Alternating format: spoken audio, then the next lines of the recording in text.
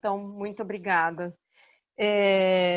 Eu queria começar dizendo uma frase e depois eu vou retomar essa frase no final.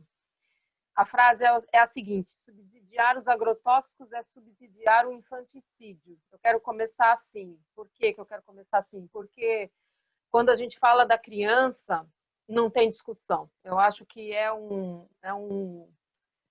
fio condutor. Pensar o quanto isso tem impactado as crianças. Eu acho que ninguém, em sã consciência, nessa sociedade, vai apoiar de forma direta ou indireta o subsídio, que se dá de diversas formas, não só com isenção fiscal para essas substâncias, sabendo o que elas causam nas crianças. Então, eu queria focar na questão da saúde, sobretudo na questão da saúde das crianças.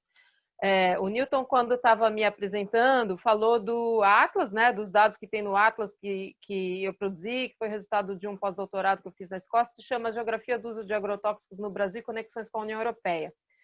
E lá tem muitos mapas mostrando desde a população intoxicada, por faixa etária, por gênero, por município, etc., até informações sobre as comparações de níveis de resíduo permitidos no alimento e na água no Brasil e na União Europeia. Quando a gente estava elaborando esses mapas, começou a me chocar muito uma informação que é a seguinte: uma que eu acho que todo mundo já sabe, mas acho que nunca é demais lembrar: o Brasil é o país que mais consome agrotóxicos no mundo. Na verdade, nós e os Estados Unidos revezamos nesse lugar. 20%. Vejam isso, 20% de todo agrotóxico comercializado no mundo é vendido para o Brasil. Então, já começa um quadro gravíssimo aí. A gente tem anualmente mais de 1.000 pessoas intoxicadas com agrotóxicos no Brasil. Então, a gente teve nesse período de 2007 a 2017, 40 mil pessoas intoxicadas com agrotóxicos no Brasil. É muito, né? Mas é pior. Por quê? É muito, mas é pior. Porque 40 mil pessoas é o número total de pessoas que se intoxicaram e correram para o serviço de saúde. Ou seja, são casos de intoxicação aguda. A pessoa tomou contato ou porque ingeriu, ou porque inalou, ou porque teve contato na pele e foi atendida no serviço de saúde. Isso virou uma estatística, ou seja, isso virou um dado no banco de dados do Ministério da Saúde. Mas o próprio Ministério da Saúde calcula que para cada caso desses, de cada pessoa que foi intoxicada por agrotóxico, que chegou ao conhecimento do Ministério, 50 outros casos não chegaram. Então, é possível que nesse período a gente tenha tido mais de 2 milhões de pessoas intoxicadas com agrotóxicos no Brasil. Então, é um quadro gravíssimo, é algo de extrema gravidade que diz respeito a uma questão de saúde pública. E o que eu ia dizer para vocês, que o que me chocou muito quando estava nesse processo de elaboração, de trabalhar com os dados, elaboração dos mapas, foi olhar as faixas etárias, foi quando eu fui mapear as faixas etárias. E eu me dei conta que 20%, vejam, 1/5 de toda a população intoxicada com agrotóxico no Brasil são crianças e adolescentes, de 0 a 19 anos. Então, por isso eu não tenho medo de falar a palavra infanticídio, de relacionar agrotóxico com infanticídio. Vejam, 20% da população intoxicada com agrotóxicos no Brasil são crianças e adolescentes de 0 a 19 anos. E eu fui vendo que tinha faixas etárias menores também. Então, eu fui pedindo, na época, quem estava fazendo esse mapeamento era o Eduardo, falei, vamos fazer os mapas com faixas etárias menores, e aí a gente cheguei em bebês de 0 a 12 meses intoxicados com agrotóxicos de uso agrícola. E é algo inconcebível. Como é que um bebê, e 12 meses é interessante esse recorte, porque 12 meses é a idade média que um bebê começa a andar. É a nossa idade média, né? Que os seres humanos começam a caminhar, se deslocar sozinhos. Então, como é que a gente entende que bebês que não se locomovem sozinhos estão sendo intoxicados? Tem duas questões aí. Uma que é a mais evidente, que é esse atentado à infância mesmo, por diversas formas, seja porque a criança está vive próximo de um lugar em que há uso intensivo, seja em função de pulverização aérea, seja porque está em contato de alguma forma, com a roupa dos pais, roupa de trabalho dos pais que estão lidando com essas substâncias. Mas, enfim, os bebês que não ainda caminham estão se intoxicando. E o outro aspecto é se os bebês, né, para a gente refletir, se os bebês que nem se locomovem sozinhos estão se intoxicando, qual é o grau de vulnerabilidade da população exposta como um todo? Então, ao mapear, então, essa primeira versão do Atlas, né, agora vou entrar num processo de renovação, de uma edição renovada. A gente está começando esse trabalho com o levantamento de dados, mas até 2014, que foi os dados até onde essa primeira edição do Atlas chegou, a gente tinha uma média de 43 bebês intoxicados por ano. Depois, entre 2015, 2016 e 2017, esse número aumentou para mais de 50 bebês. Então, vou dar esse dado de forma, e vou insistir nesse número. Entre 2007 e 2017, nós tivemos mais de 500 bebês intoxicados com agrotóxico de uso agrícola.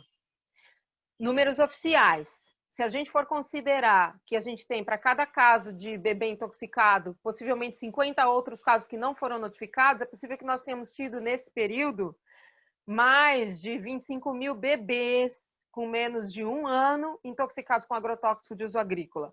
Isso é de uma gravidade, eu não conheço uma palavra para descrever isso. Não dá para falar disso sem a gente falar em escândalo, sem falar em infanticídio, é disso que a gente está falando.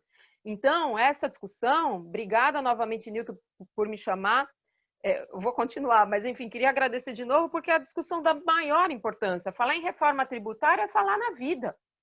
Falar em isenção fiscal de agrotóxicos é falar no direito à saúde.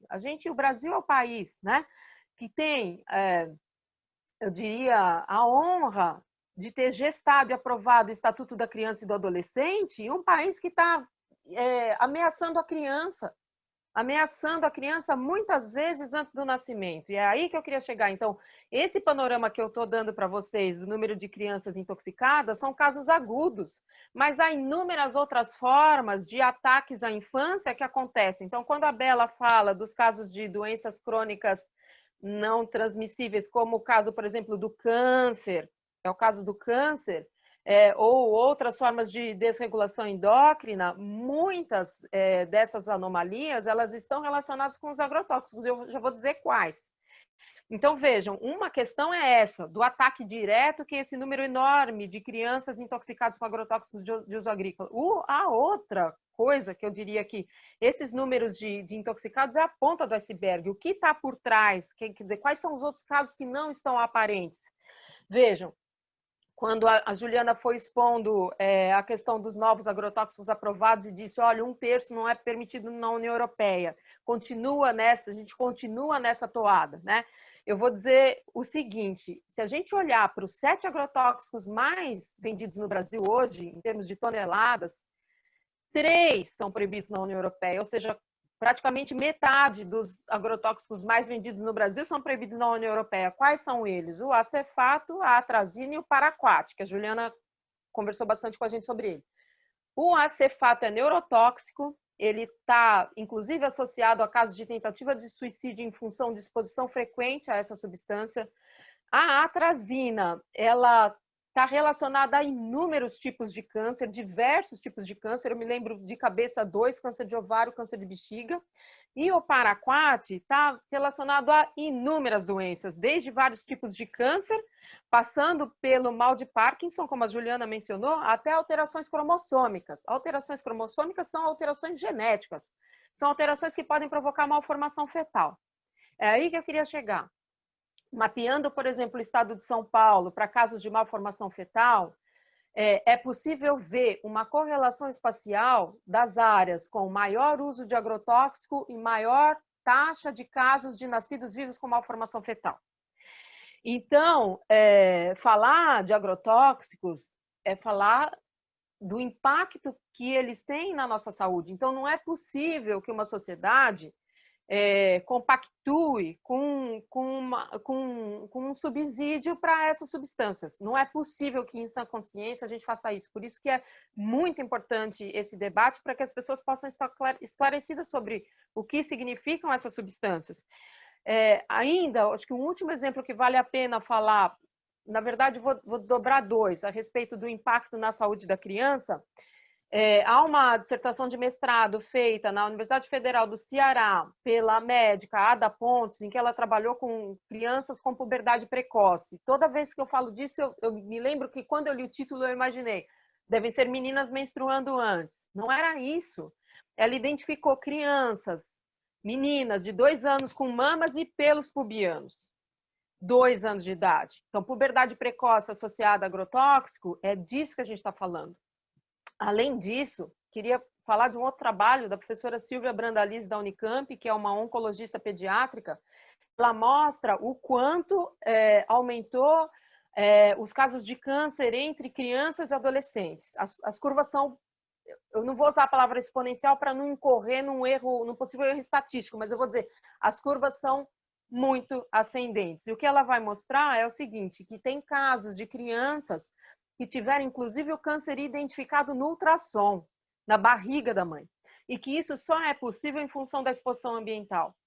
Então, é a exposição ambiental da mãe e do pai a essas substâncias que explica por que os casos de câncer eles estão acontecendo cada vez mais cedo. Eu acho que esse, eu poderia dizer que é um panorama geral, é uma questão que nos diz respeito, sim.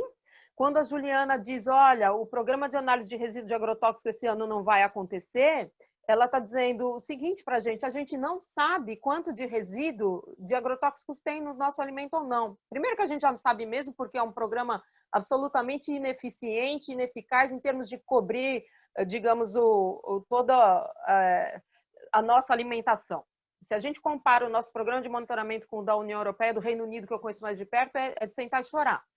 Eu me lembro uma vez uma mãe, eu sou colunista na Rádio Brasil Atual, ela me disse assim, Larissa, a mãe, né, ligou na rádio, pergunta, eu queria saber, eu vou voltar a trabalhar, estou amamentando meu filho, ele é intolerante à lactose, eu vou precisar da fórmula. E a fórmula é a base de soja. Como eu sei se tem resíduo de agrotóxico ou não? E eu fiquei com vontade de chorar também, porque não tem como ela saber, simplesmente porque a gente não fiscaliza.